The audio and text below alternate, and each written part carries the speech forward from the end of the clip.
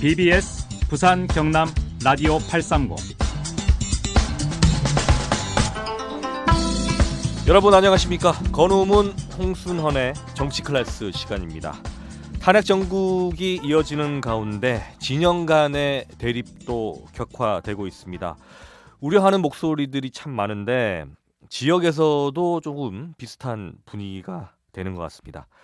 지역에서 바라보는 현 정국을 두 분 패널을 모시고 오늘도 말씀 나눠보겠습니다. BBS 라디오와 BBS 부산 유튜브 채널로 동시에 생방송되고 있습니다. 잠시 뒤에 건우문, 홍순헌 두 분 패널들을 만나보겠습니다. 건우문, 홍순헌의 정치 클래스 시작하겠습니다. 문자 참여해 주시는 분들에게 추첨을 통해서 크랩헛에서 제공하는 5만 원 상당의 쿠폰 드리고 있습니다. 매달 추첨해서 드립니다. 오늘 아침 기분이 어떠하다도 좋고 누군가에게 보내는 응원의 메시지도 좋습니다. 누군가에게 선물을 해주고 싶다라는 분들도 메시지 주십시오. 그리고 방송 듣고 의견 주셔도 저희들 추첨을 통해서 선물 드리겠습니다. 문자는 샵 4899, 샵 4899번으로 보내주시면 됩니다. 문자 이용하실 때는 짧은 문자 50원, 긴 문자 100원의 이용료가 발생합니다. 불교방송 앱으로도 지역 설정을 부산으로 하시면 무료로 참여가 가능합니다. 많은 참여 부탁드리겠습니다. 방송 이후에도 의견 남겨주시면 되니까요. 이 점 참고하시기 바랍니다. 이제부터 본격적으로 두 분 패널 만나보겠습니다. 오늘 아침 혹시 두 분 패널들께서는 누군가에게 응원을 드리거나 선물을 주고 싶다라는 그런 분이 있습니까? 어떻습니까?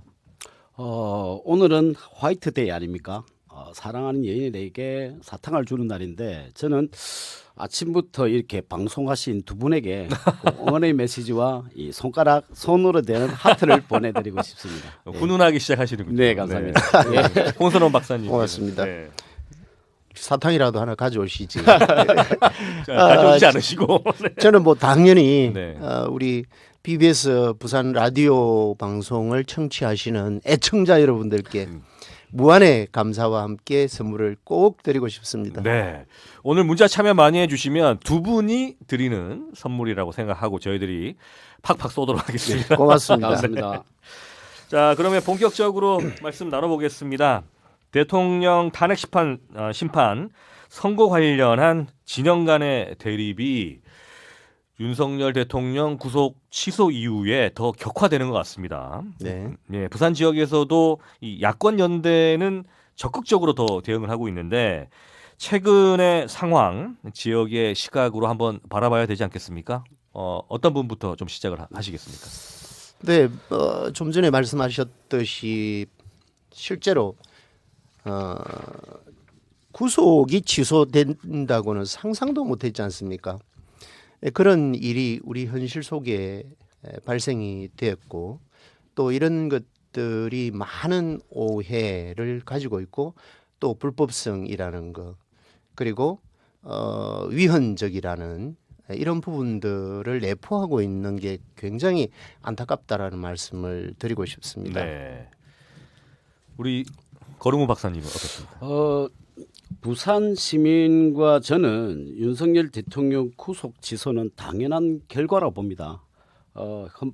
형사재판법원이 구속 취소를 했는 결정문에서 구속기간 만료 후 기소나 공수처의 수사 권한 논란 그리고 절차적 오류 등에 대한 이유로 윤석열 대통령을 구속을 취소했는데요.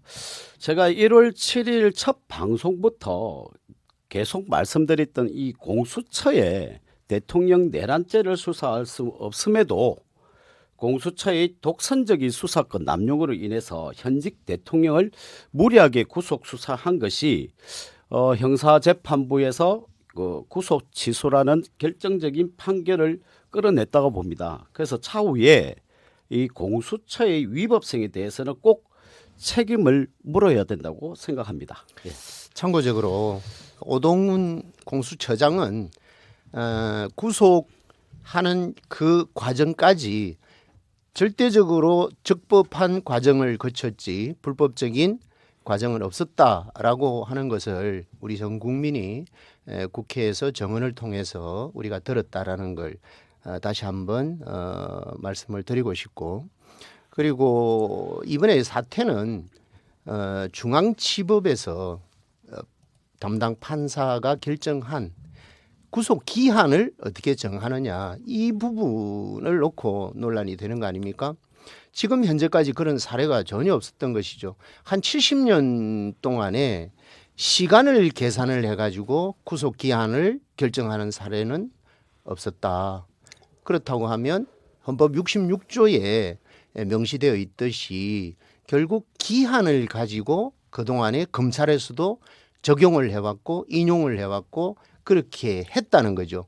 그럼에도 불구하고 법원에서 판사께서 그렇게 결정을 하고 나니까 이 대한민국이 완전히 뒤집어지는 이런 꼴이 됐습니다. 그럼에도 불구하고 검찰 또한 정말 우스꽝스러운 그런 일들이 벌어지죠.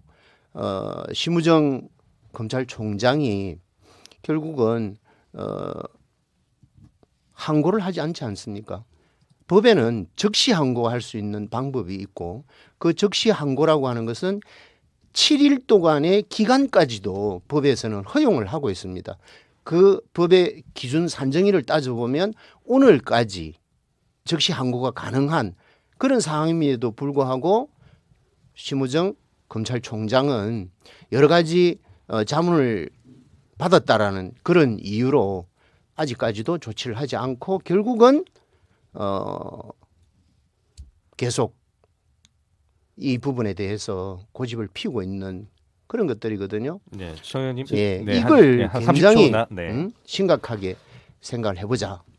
제가 금방 말씀드렸던 오동훈 공수처장은 아무 불법적인 문제가 없었고 절차적으로 문제가 없었다고 하였지만 판사 쇼핑이라는 부분, 즉 중앙지법에 구속영장과 압수수색을 청구를 했었는데 중앙지법에서 기각이 3번 정도 기각된 걸로 알고 있고 그 기각이 된 이유 사유를 볼 때 자기가 대통령을 압수수색과 구속영장을 하기 위한 편법적으로 서부지법에 그 이준영 판사가 했다는 것은 대다수 국민들이 다 알고 있는 사실이고 그 사실 때문에 무리한 수사에 내란죄라는 수사 때문에 대통령이 구속된 부분은 우리가 다 알고 있는 사실입니다. 예. 그래서 지금 우리 지금 즉시 항고와 보통 항고에 대한 부분, 즉 검찰청에서 왜 지기현 판사가 구속 취소를 했는데 검찰에서 기소를 하지 않았냐 하는 부분은 분명히 말씀드리듯이 좀 위법성을 약간 가지고 있다라는 말씀을 저는 드리고 싶습니다. 11월 31일과 1월 7일 서부지법에서 체포영장을 2번이나 발부를 했다라는 사실, 물론 공수처에서 한 것이죠. 신청을 한 것이죠. 그리고 그 다음에 1월 16일 날 서울중앙지법에서 체포 적부심에 대해서 청구 기각을 결정을 했습니다. 그리고 1월 19일 날 보면 서부지법에서 마찬가지 구속영장을 발부를 했습니다. 이 사항을 놓고 지속적으로 뭐 쇼핑 등 이런 얘기들을 하는데 이 부분에 대해서는 국회에서도 정언에서 나왔듯이 여러 전문가들의 입장에서 그리고 당사자인 공수처 입장에서는 절대로 그런 사실이 없다라는 거, 문장의 표현상에서 잠시 실수한 부분은 있을지 모르지만 법을 위반한 사실은 없다라는 거, 그거를 좀 정확하게 말씀을 드리고 싶고, 그리고 적시 항고 부분도 마찬가지입니다. 검찰에서 지속적으로 얘기하는 위헌이라고 얘기를 계속 검찰에서 하고 있지 않습니까? 그 위헌이라고 하는 부분은 그동안에 법원의 보석 허가 결정에 대한 위헌 결정권이 하나가 있고, 그리고 구속 집행 정지 결정권에 대해서 위헌이라고 하는 사례는 있지만 이번처럼 구속 취소 결정에 대해서는 아직 위헌 사례가 없다라는 것입니다. 그래서 어제 또 국회에서 법사위에서도 논란이 되었듯이 일단은 상위 법원에 물어보라는 것이죠. 그 물어보는 과정이 필요한데 검찰에서는 이 적시 항고를 안 하고 있으니까 물어볼 데가 없는 것이죠. 그렇다고 하면 결국은 어떤 겁니까? 윤석열 대통령을 봐주기라고 하는 전직 검찰총장을 봐주기 하는 현직 검찰총장의 뜻 아니냐. 이렇게밖에 우리는 네. 믿을 수밖에 없는 거 아니겠습니까? 그 부분에 대해서는 당연한 생각을 할 수 있겠죠. 하지만 지금 검찰대 심우정 검찰총장도 상당히 심사숙고를 한 걸로 알고 있고요. 그리고 지금 현직 대통령이 우리 현재 사상, 우리 대한민국 사상 처음 현직 대통령이 구속된 상태이기 때문에 그 부분도 약간의 정부적인 판단을 하지 않았을까라는 생각을 저는 가지고 있습니다. 그래서 말씀을 드리듯이 지금 구속 만료에 대한 그 시간이냐 날이냐에 대한 혼란스러운 부분은 검찰청과 사법부의 판단들이 조금 서로의 입장 차이가 있는 것 같고요. 좀 말씀을 돌리게 되면 저는 지금 헌법재판소 오늘 즉 3월 14일 날 대통령 탄핵 기일이 잡을 예정이었으나 지금 기일이 연기되고 있는데 지금 헌법재판소에서는 평일을 거쳐 지금 평결이 나와야 되는데 헌법재판소에서 상당히 갈등이 고조되고 경론이 있다는 걸로 알고 있습니다. 그래서 어제 헌법재판소에서 최재해 감사원장과 그리고 3인의 검사들이 탄핵이 전원일치로 기각되면서 상황이 더 긴박하게 흘러가는데요. 이런 결과를 보면 어쩔 수 없이 민주당의 29번 탄핵 남발이 정부의 권한을 심각하게 침해하고 국정을 마비시켰다는 결정적인 증거일 것입니다. 그래서 이런 것이 바로 민주당의 입법 내날이 아니냐라는 생각을 가지고 있는 것입니다. 네, 저기 잠깐만 저희가 이제 사연들 올라와서요. 잠깐 소개해드리고 가겠습니다. 천지평 자비님께서 탄핵 인용 후에 여러 가지 상황들을 생각하고 계신다고 하시는데 다음 주에 뭐 결정이 나지 않겠냐라고 메시지를 남겨주셨고요. 6377번님 출근하기 싫은 금요일인데 모두들 따뜻하게 한 주 마무리하시라고 이렇게 주셨습니다. 두 분 패널들께서는 이렇게 이 현안을 두고 열심히 토론을 하고 있기 때문에 두 분을 위한 응원의 메시지도 좀 보내주시면 좋고요. 그리고 말씀드린 대로 오늘 아침 기분이 어떻다. 그리고 누군가에게 보내는 응원의 메시지 좋습니다. 그리고 누군가에게 선물을 주고 싶다는 분도 메시지 샵 4899, 샵 4899번으로 보내주시면 되겠습니다. 문자 이용하실 때 다시 한번 짧은 문자 50원, 긴 문자 100원의 이용료가 부과됩니다. 0008번 님도 이제 중학교 입학한 지 며칠 되지 않은 사랑하는 아들에게 힘내라고 선물을 주고 싶다라고 이렇게 말씀을 해주셨습니다. 계속해서 두 분 말씀 이어가도록 하겠습니다. 결국은 검찰총장이 즉시 항고 포기를 하는 이런 사항에서 검찰 내부에서도 여러 말들이 있지 않습니까? 검찰 내부에서는 기존에 하는 관행이라고 하는 부분은 우리는 따지고 보면 기일로 산정을 했지 시간으로 산정한 바가 없다. 그렇다면 이 부분에 대해서 앞으로 어떻게 할 건지 검찰에서 정확하게 상부 기관에서 정확하게 판단해달라. 이런 내부 문건들이 올라오고 있잖아요. 그러니까 검찰총장이 뭐라고 했습니까? 당장 기일로 산정하는 것이 맞다. 하지만 나머지는 본인들이 검사들이 알아서 하라. 이런 무책임한 표현을 하고 있다라는 것이죠. 이런 것들이 앞으로 수많은 사건 사고 또 관계가 되는 이런 일들에 있어서 어떻게 판단할 건지 걱정스럽다라는 말씀이고, 그리고 앞서 얘기했던 헌법재판소, 제가 어제 헌법재판관의 말씀을 판결 내용을 일부 한번 읽어봐 드리겠습니다. 헌법을 수호하기 위한 것으로서 부수적으로 정치적 동기가 내포되었다 하더라도 탄핵 소추권이 남용되었다고 단정할 수 없다. 이렇게 표현을 했습니다. 그리고 증거를 수집하기 위해서 적절히 수사를 지휘 감독했는지 의문이다. 이렇게 표현을 했거든요. 이 건은 뭐냐면 도이치 모터스 주가 조작과 관련한 김건희 여사 관련 건입니다. 이게 서울중앙지검에서 수사를 해왔고 그게 관련돼서 미진한 수사에 의한 부분들 이런 게 위법성이 있다고 해서 탄핵 소추를 당했는데 앞서 국힘이나 또 여러분들이 말씀하시는 그런 내용들과는 상당히 다른, 다시 말해서 헌법재판소에서는 결국 박사님 이분 소추권이 네. 남용되지는 않았다라고 하는 것, 이것을 명심하시기 바랍니다. 그 소추권이 남용되지 않았다는 말씀은 지금 29번 탄핵은 우리 헌재 사상 처음 있는 일이고 그 탄핵에 의해서 8.8패입니다.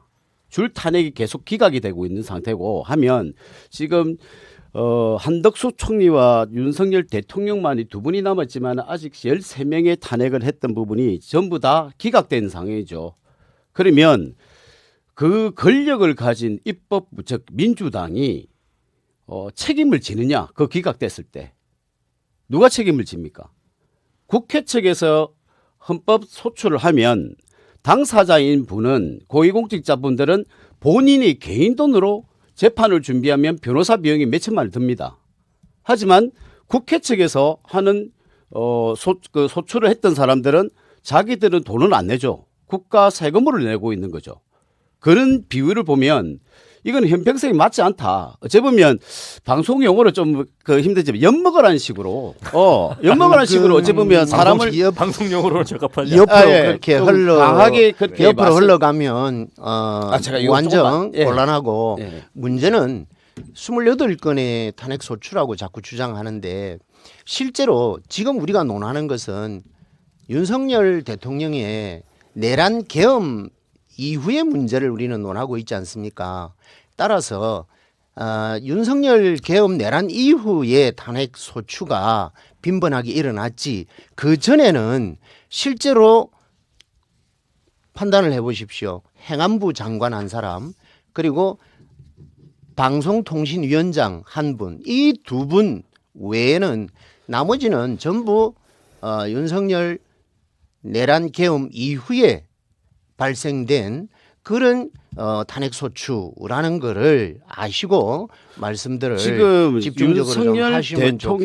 대통령께서 가장 크게 계엄에 대한 정당성을 주장할 때는 체제의 감사원장에 대한 부분이었습니다. 어찌 보면 독립기관인 감사원장을 탄핵한다는 자체도 문제가 있는 것이고 그 탄핵 이유가 문재인 정권 때 전모모 인권위원장에 대한 감사와 미군 사드 기지에 대한 정보를 중국으로 정보를 넘겼다고 하는 의혹으로 감사했다는 이유만으로 탄핵을 했단 말입니다. 그러면 지창수 중앙지검장도 마찬가지로 김건희 여사 도이치모터스에 대한 부분을 왜 정확하게 하지 않았냐에 대한 의문점은 말씀을 했지만 실질적으로는 민주당 이성현 중앙지검장이 있을 때도 수사를 하지 못했어요.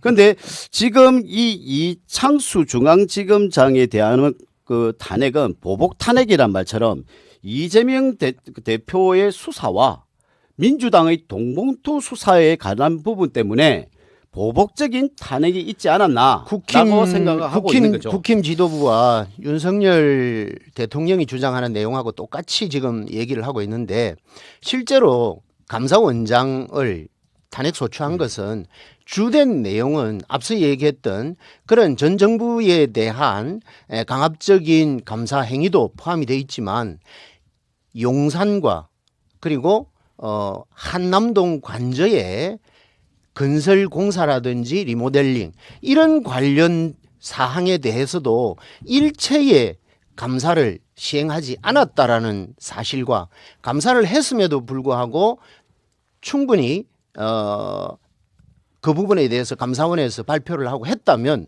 이런 일들이 없었겠죠. 그런 것들을 정확하게 인식을 좀 해야 된다. 자, 그렇게 말씀을 드리고 싶습니다.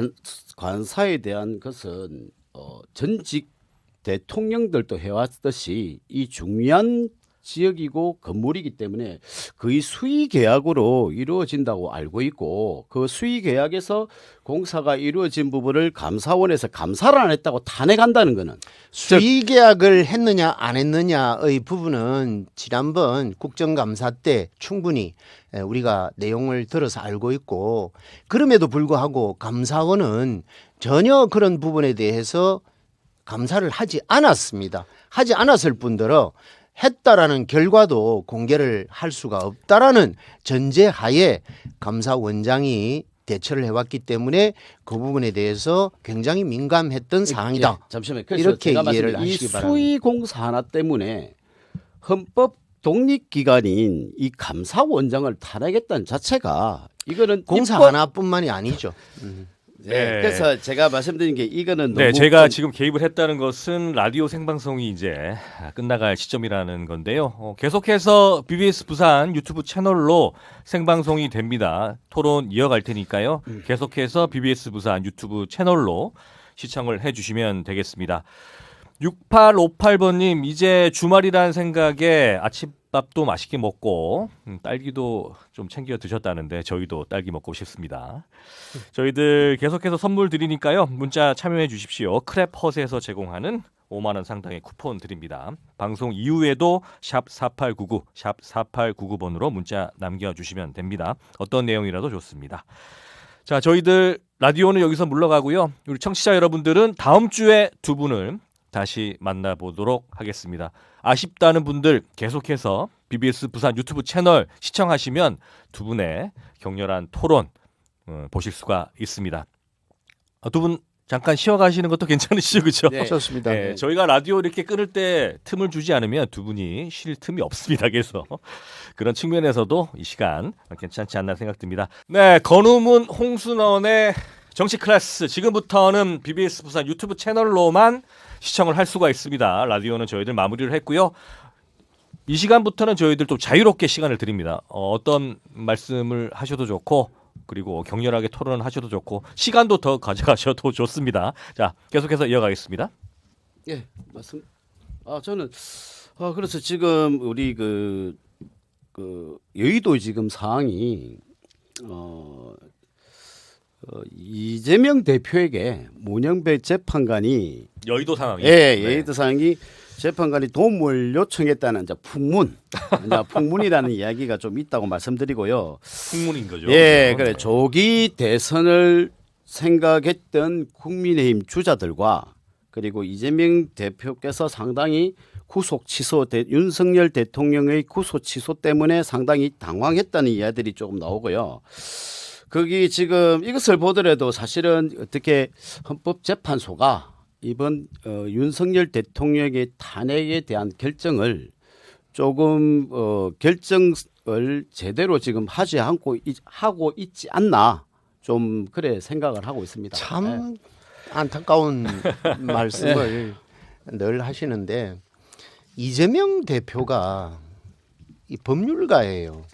정치인을 떠나서 그런 분이 문영배 재판관에게 어떻게 전화를 할 수 있으며 어떤 루트를 통해서 부탁을 할 수 있는지 참 상상을 초월하는 그런 얘기들이 돌고 있다면 그건 바로 여러분들이 좋아하는 유튜브에서 도는 거 아니냐 그렇게 생각하고 그걸 바로 가짜 뉴스라고 표현하고 싶습니다. 저는 지금 말씀드렸듯이 지금 레거시 방송보다 지금 우리 저들에도 말씀드렸듯이 지금 현재는 대한민국이나 전 세계적으로 유튜브 방송이 신뢰성이 상당히 높다. 그래서 좌측에 있는 분들의 유튜브 방송도 보고 그다음에 우측에 있는 방송도 봐야지만이 어떻게 흘러가는지를 좀 정보를 좀 많이 획득할 수 있다라고 저는 그렇게 말씀드리고요. 유튜브를 저도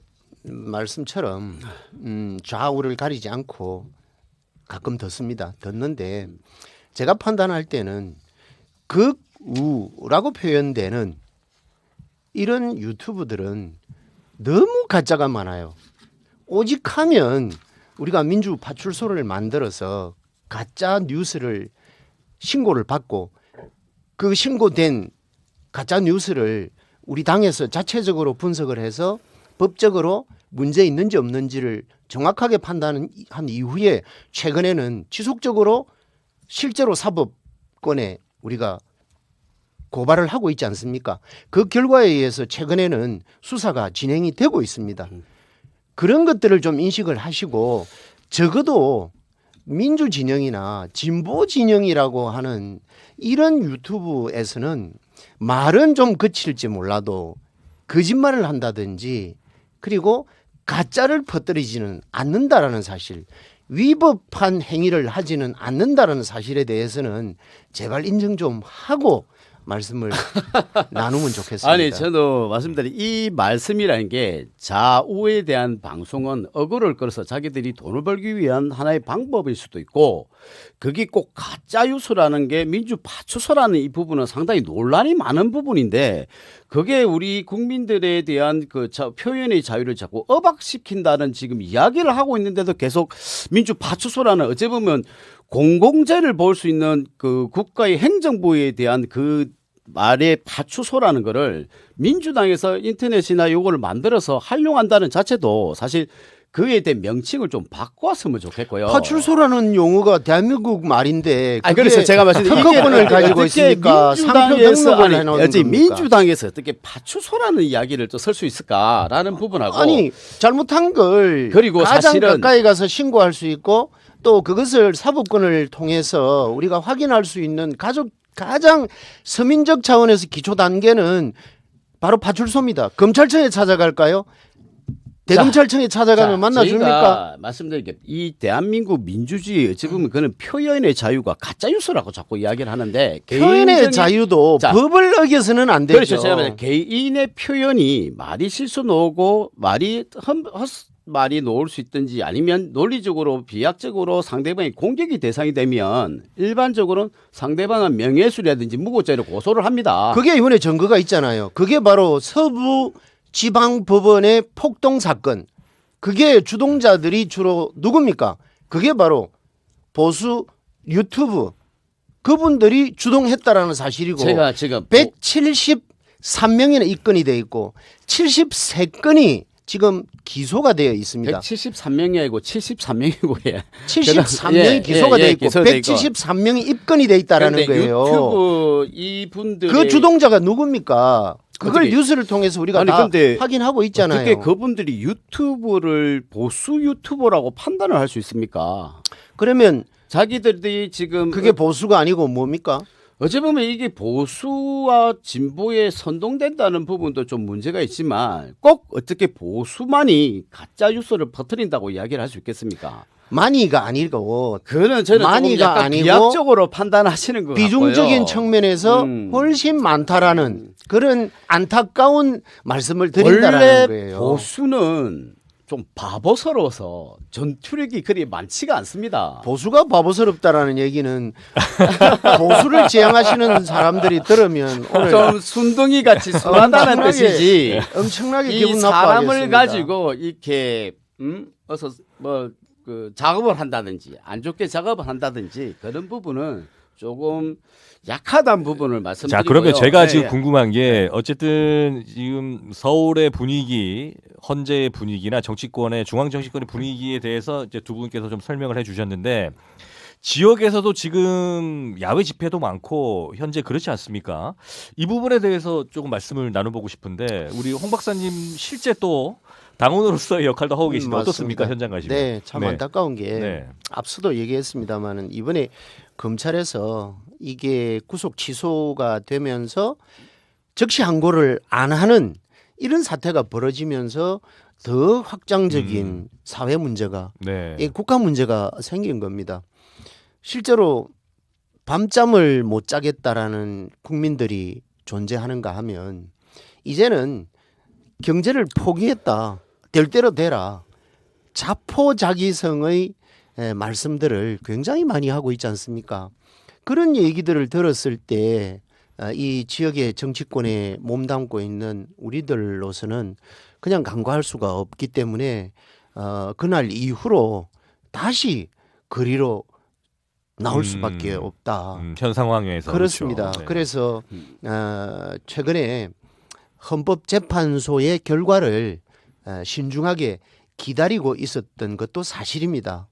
우리 더불어민주당 쪽에서는 네. 그렇지만 검찰의 더티한 플레이에 의해서 이런 대통령이 현재 구속 취소가 되는 이런 상황이 벌어지면서 거리로 나와서 피켓팅도 또 하고 또 그리고 야간에 시위 현장에 가서 또 박수도 함께 네. 치고 그리고 불빛을 들면서 가슴 졸이는 이런 시간들 나날들 이게 우리가 일상으로 언제 돌아갈지 정말 불안한 나날이라는 말씀을 드리고 그러니까 싶습니다. 거리로 나올 수밖에 없는 그런 상황이 벌어졌다 이런 말씀이시죠, 그죠? 그렇죠. 국민의힘은 어떻습니까? 지금 부산 지역은 거리로 좀 나오셔가지고 좀 대응을 하는 편입니까? 지금 어떻습니까? 원래 평상시에 부산역에 우리 보수 우파분들이 평일에도 네, 평일에도 네. 나가서 지금 윤석열 대통령 탄핵 집회를 하면서 네. 반대 집회를 하면서 간절한 마음을 가지고 있었는데 이번에 구속 취소가 되면서 나름대로 조금의 안도감을 좀 느낄 수 있었고 그 부분이 어찌 보면 여론조사 결과가 벌써 10%가 지금 상승됐다는 결과와 그리고 국민의힘의 지지도가 지금 또 다시 민주당을 앞섰다는 여론조사 결과가 나와 있습니다. 그래서 지금 우리 홍 박사님께서 고생도 하시고 거리 유세를 그 집회도 하시면서 고생하시는데 저희 우파에서도 똑같이 서울과 그리고 부산과 지금 그 지역 집회를 계속적으로 토요일, 일요일뿐만 아니라 평일에도 지금 계속 하고 있는 걸로 알고 있습니다. 어디 여론조사를 가지고 또 엉터리 말씀을 하시는지 모르겠는데 적시 항고 이후에 일부 여론조사 결과를 보면 이제는 탄핵을 원하는 쪽이 70%에 달하고 있습니다. 그리고 중도층에서는 말할 것도 없고요. 그런 상황에서 민주당이 지지율이 올라갔느냐, 국힘이 지지율이 올라갔느냐 이것의 문제가 아니라는 겁니다. 이 문제는 싸잡아서 우리가 굉장히 국민들로부터 말씀들을 많이 듣고 있는 그런 형편이지만 윤석열 대통령이 불법 내란 계엄 이 사태를 만들었느냐 안 만들었느냐 하는 부분에 대해서는 명확해지고 있다. 네. 그래서 이 부분을 가지고 이번에 중앙지법에서 시간을 계산을 해가지고 구속 취소를 시켜준 재판관이나 그 사항에 대해서 즉시 항고를 하지 않은 검찰총장이나 똑같은 앞으로 사법의 큰 역사를 한번 쓰는 이런 일이 벌어질 것이다. 이 부분에 대해서는 누군가는 책임을 져야 되고 그것을 가지고 축배의 잔을 드는 여러분들이 정말 아쉽고 안쓰럽다 이렇게 아닙니다. 표현을 하고 저는 싶습니다. 볼 때는 지금 그 구속 취소되기 전에는 어찌 보면 이재명 대표가 조기 대선 모드로 움직였다 봅니다. 그런데 구속 취소된 이후에 이렇게 집회와 초선 의원들의 삭발과 우리 극우들하고 표현했던 이 시가 행진이라든지 일반 그 집회가 지금 이루어지고 있는 상태인데 제가 다시 말씀드리면 지금 내란 계엄에 대한 부분을 자꾸 언급하셨는데 지금 어찌 보면 지금 형사재판은 지금 구속 취소되어가 나왔지만 헌법재판소를 볼 때 지금 헌법재판소의 핵심 쟁점이 되어야 될 내란죄가 빠졌습니다. 국회 측에 의해서 철회를 했고 그 철회를 했던 관계가 철회를 할 때도 국회에 사실은 의사에 대한 국회의원들 숫자에 대해서 어제 그 선거 뭐라 해야 되죠? 투표를 해서 철회를 하느냐 안 하느냐 되는데 헌법재판소에서 철회하라는 이야기 때문에 철회를 해버렸던 것도 사실 문제가 있으니까 이거는 헌법재판소 32조 위반인데 그 위반에서 가장 큰 것이 아까 내란죄를 제외시킨 부분입니다. 그래서 지금 제가 말씀드린 그 제외시켰기 때문에 이 절차적 정당성에 위배가 되고 그리고 가장 큰 거는 저는 제가 계속 말씀드렸던 우리나라 초대의 헌법을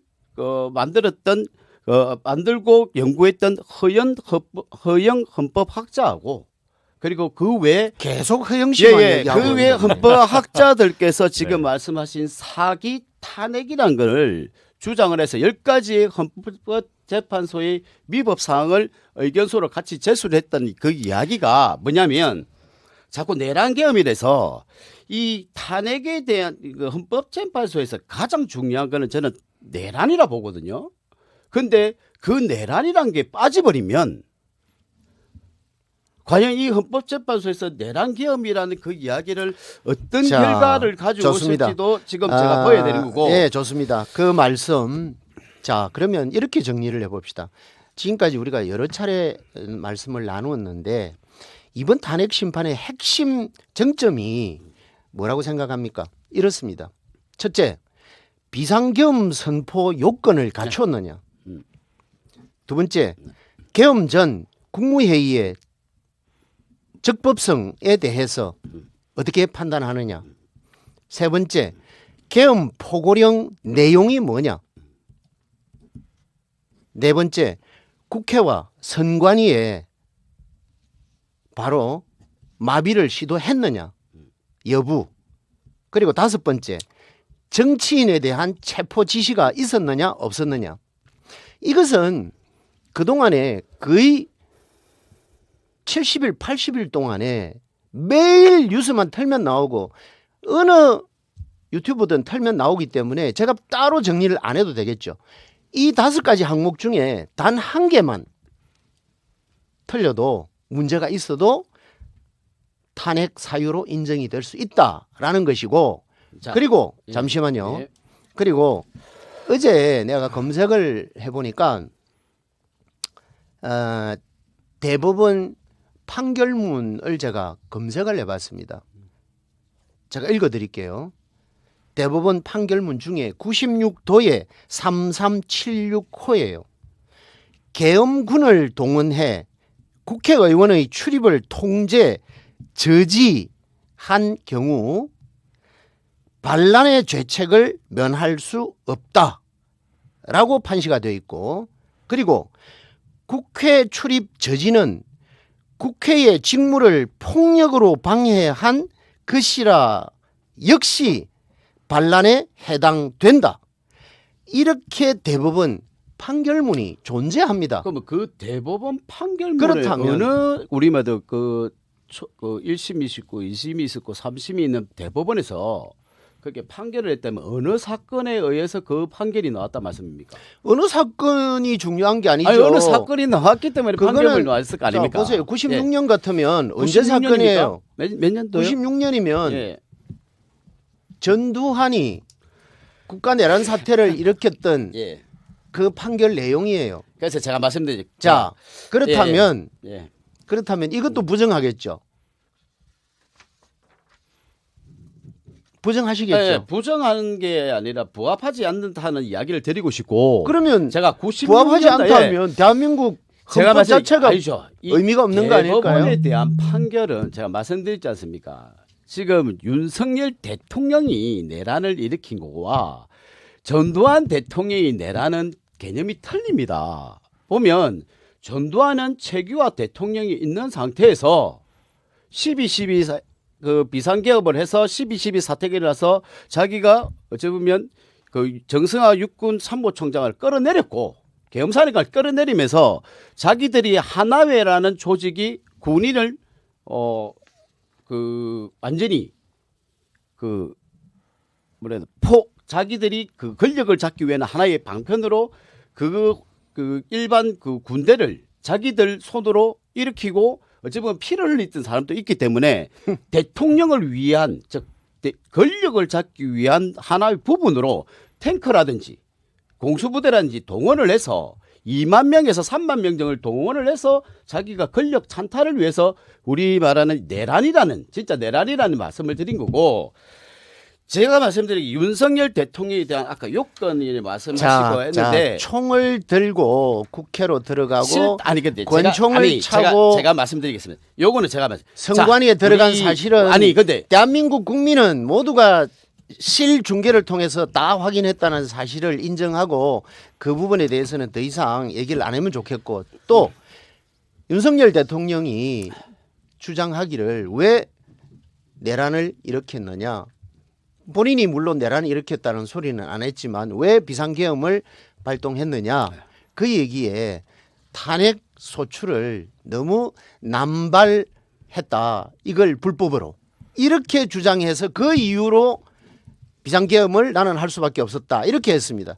근데 앞서 제가 얘기했듯이 어제 헌재 재판관은 판결문에서 바로 그렇게 얘기했습니다. 국회에서 절차상 탄핵 소추를 진행했던 것은 남용되었다고 단정할 수 없다라고 그렇게 판결을 했습니다. 그러면 그걸 거꾸로 뒤집어 놓고 한번 보세요. 윤석열 대통령은 거짓말한 게 사실이죠. 그렇다면 이 부분 하나만 하더라도 어제로서 헌법재판소는 결론이 났다. 그래서 조금 전에 내가 5가지 항목을 탄핵 심판 핵심 쟁점에 대해서 논거를 한 이유도 여러분들이 주장하고 여러분들이 당당하게 이것은 불법이 아니라고 얘기하는 윤석열 내란 수괴를 포함한 여러분들에게 제가 다시 한번 알려드리는 거예요. 자, 제가 이 말씀드리면 이 헌법재판소가 어찌 보면 국론을 더 분열시키는 거고 예를 들면 이진숙 방통위원장을 탄핵을 했을 때 이틀 만에 탄핵을 했단 말입니다. 그런데 기간이 오래 끌어진 상태에서 그 기각이 판단을 낼 때 4대 4가 나왔다는 자체가 이 내분의 이 재판관들은 일반적인 법리적으로 판단하는 게 아니라 본인의 성향에 따라서 간다. 이 이념적인 성향 때문에. 그 제가 지금 말씀하셨던 이 재판관들이 그러면 보세요. 요거 좀 말씀 좀 듣고 잠깐만요. 그 부분은 정리를 좀 합시다. 어제도 그렇잖아요. 어제도 판결 내용을 보면 8대 0입니다. 단 재판관들의 전제 조건은 법리 해석은 다르게 그러니까 세수가 정리가 돼 있지만 정계선 재판의 진보 성향 여성 들어 있지만 지금 네. 말씀하시는 대로 성향을 가지고 지속적으로 얘기하는 것은 전한길 씨가 얘기하는 것이나 전모 목사가 얘기하는 것이나 우리 금 박사가 얘기하는 것이나 지금 윤석열 내란 수괴가 얘기하는 것이나 자, 똑같은 얘기들을 반복하고 있으니까 좌우 답답하다는 논리를 거죠. 원하는 게 아닙니다. 저는 본인이 그렇게 얘기하고 있잖아요. 그런데 재판장 보십시오. 이틀 만에 방통위원장이 되고 나서 이틀 만에 탄핵이 됐는데 각하가 놓든 기각이 놓는데 어떻게 4대 4라는 게 놓을 수가 있냐는 부분을 말씀드리면 이 성향에 따라 하고 있다고 제가 말씀드린 거고요. 정확한 법리 판단이면 8대 0이어야 되죠. 왜 4대 4입니까? 이틀도 안 됐는데 4대 3 무슨 문제가 있었길래?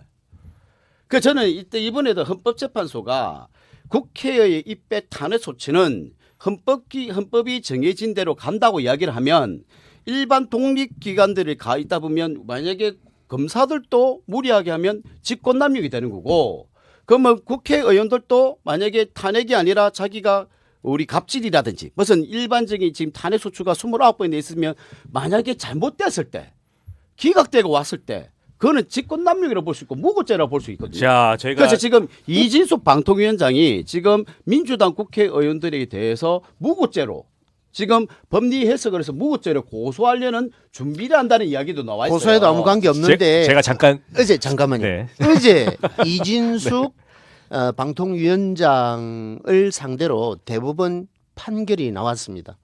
그 판결에는 바로 헌재에서 결정했던 것은 헌법상의 위헌 소지가 있느냐 없느냐를 놓고 방통위원장 탄핵소추에 대해서는 기각 결정을 했지만 실제로 헌법재판소가 아닌 대법원에서는 절차상 하자가 있다고 판단을 했고 두 명의 방송위원으로서는 방송심의위원장 아닙니까?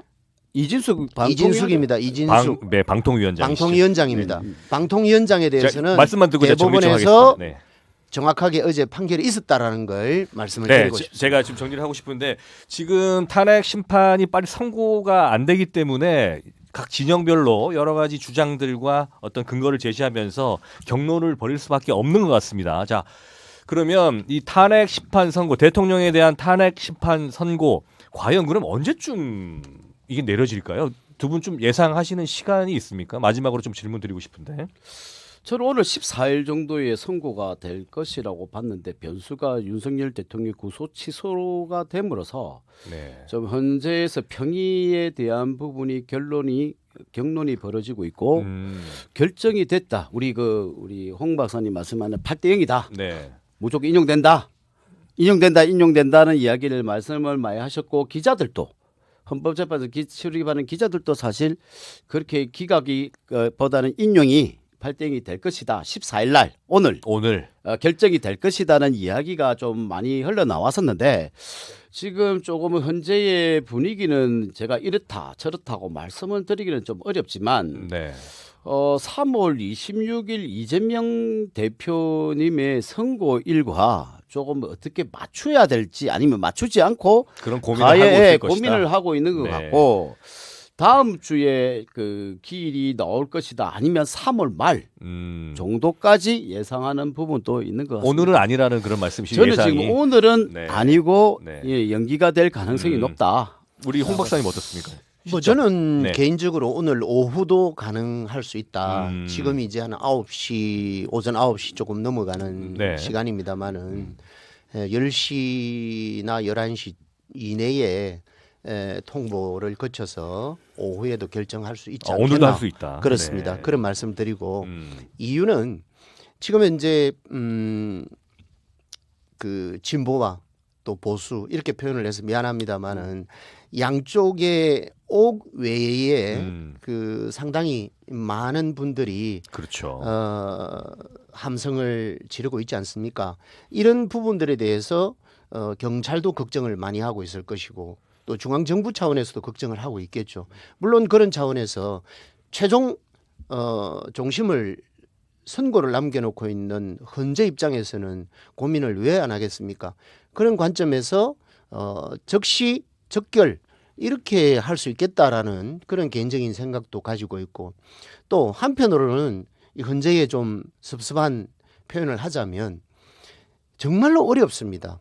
대한민국이 경제는 물론이고 그리고 이 민생 한 곳도 제대로 돌아가고 있는 곳이 없는 외교는 뭐 더 엉망진창이죠. 이런 상황 속에서 하루라도 빨리 네. 헌재에서 결정을 해 주셔야 한다. 그 결정만이 안정적으로 우리 대한민국을 꾸려나갈 수 있는 그 결정이 인용으로 된다고 하면 이제 선거가 있어야 되지 않습니까? 그 선거를 통해서 좋은 대통령을 뽑아서 그 좋은 대통령이 또 미래 대한민국을 위해서 아우르고 그리고 혼란스러운 이 국정을 수습할 수 있는 이런 기회를 하루라도 빨리 가져와야 하는데 이것이 지금 진행되고 있지 않으니까 네, 어쨌든 저뿐만이 아니라 대한민국 국민이 너무 그런 걱정을 말씀, 많이 하고 그런 있을 말씀 것 있지 같다. 않습니까? 매도 먼저 맞는 게 낫고 이 상황도 빨리 수습이 돼야 되는 게 맞다는 게 국민들의 좀 바람인 것 같다는 그런 생각도 들고요. 두 분이 더 이상 이 문제 가지고 저희 정치 클래스 시간에 이렇게 경론을 벌이는 것은 더 이상 안 했으면 좋겠다라는 그런 바람들도 우리 청취자나 시청자 여러분들께서 하시고 있는 부분이 아닌가 생각합니다. 자, 저희들 오늘 이 시간을 좀 마무리해야 될 텐데 마지막으로 두 분께 한 2분씩 드리겠습니다. 마무리 오늘 어떻게 좀 정리를 하실지 우리 건우문 박사님 먼저 드릴까요? 좀 네. 이 상황이 좌우 논리가 아니라 대한민국 국민을 바라보면 우리 홍 박사님 저도 동감을 합니다. 이 경제가 너무 안 좋고 누구 탓이 아니라 지금 현 정세 즉 전 세계적으로도 지금 경제가 상당히 트럼프의 무역 관세 전쟁으로 인해서 많이 모든 그 전 세계적으로 혼란스럽습니다. 다 국가마다. 하지만 우리나라 자체가 워낙 그 잡초처럼 콜러왔던 저력이 있기 때문에 이 정치 상황만 좀 깨끗하게 빨리 정리되면 언제든지 이 경제를 다시 전 세계적으로 펼쳐 나갈 수 있다. 그래 생각합니다. 네. 그래서 저 마찬가지로 조금 빠르게 빨리 정리가 되어서 국민들이 안전하고 평온하게 경제 활동을 할 수 있게끔 만들어 주는 것이 정치권에서 해야 될 문제라고 생각합니다. 네. 참 아쉽게도 그나마 헌재에서 열심히 평의를 거쳐서 결론을 낼 거라고 판단은 합니다만은 그런 과정 속에서 검찰의 오판 그리고 법원에서 또 이상한 판결 이런 것들로 인해서 우리 국민들은 더 혼란 속에 빠져 있는 그런 상황입니다. 그 상황이 하루라도 더 지속이 되면 이 부분은 과연 누가 책임을 질 것이냐 하는 논란 또한 가중되고 있다는 것이죠. 물론 그 책임은 전적으로 윤석열 내란 수계라고 나는 자신 있게 얘기를 하고 싶습니다. 물론 다른 말씀을 하시고 싶겠지만 이 현실들을 놓고